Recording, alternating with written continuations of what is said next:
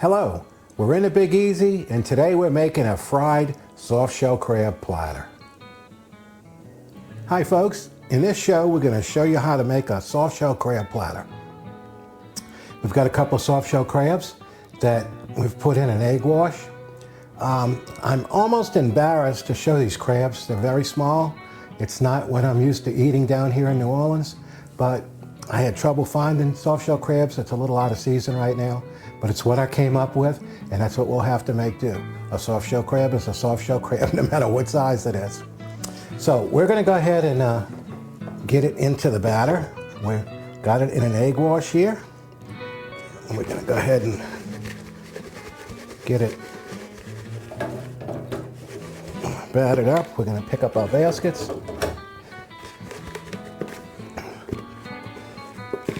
Okay, we're going to go ahead and put this.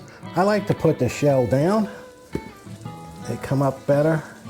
I eat them with the shell on it. Not everybody does that. I do, but it's just personal taste. A lot of the restaurants do not serve them with the shell because a lot of the customers don't care for that. And I guess they don't want to, they got to go with the flow and make everybody happy. So here we go. We're going to drop our crabs. Crabs have a lot of liquid in them, a lot of water. So we're going to go ahead and cover them, okay, and watch that they don't spit. I'm going to go get cleaned up. We'll be right back. Well, our crabs have been cooking and frying, I guess. It's time to bring them up. Oh, they look beautiful. They're golden brown, and they're just the way you want them. I'm going to let them drain a minute here.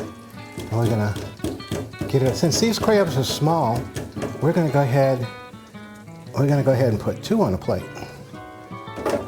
Usually if they were big, the way they're supposed to be, ouch, ouch, ouch, you'd put 1 on a plate.